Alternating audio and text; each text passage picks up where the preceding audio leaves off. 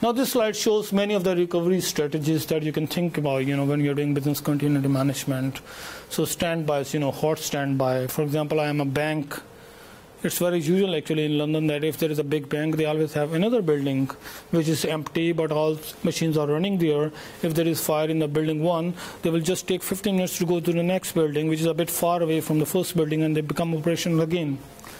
Yeah, so it's called hot standby, where everything is already operational. Then cold standby is where the whole things are shut down. They need to restart the servers, the electricity, the computers. It takes a bit of time, but still they become operational then within a day, I would say. Then diverse sites and replication of resources. I have multiple resources. Then also in some type of risk, you just decide to do nothing. Because if you do something, it costs you money. But if you do nothing, it might mean you are not really losing a lot of money, or you are not, violating any legal laws. And then subscription services. I am subscribed to using some service provider service. He becomes unavailable. I have, already subscription to another service provider, and he becomes quickly available and provides me the service. Then mutual aid agreements like, SAP and IBM.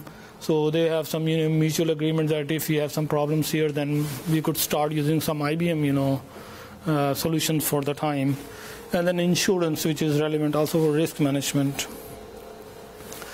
So here, very simple example. So if you think about diverse sites or diverse services, which means that you have one building or one service and another building, both are live. So there is a fire here. You need a couple of minutes to get all your staff to another building and become operational again.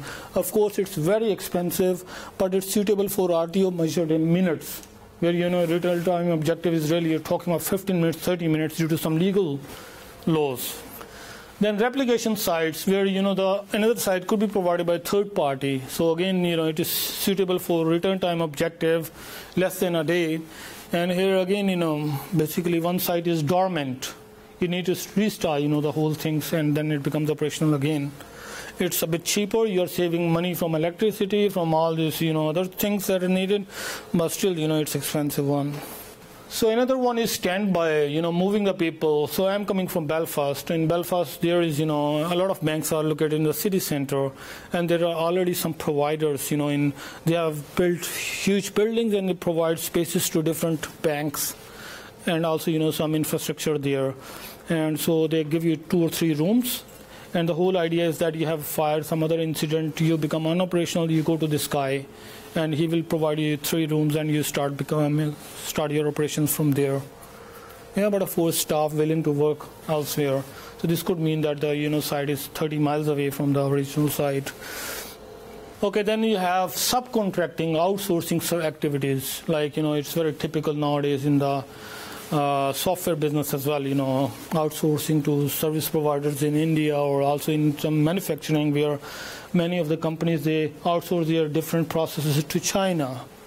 Of course, then you have to look into different issues, like if you want to get some Chinese guy doing your production, then you have to share your designs with them, right? So there are also risks coming up with these type of approaches.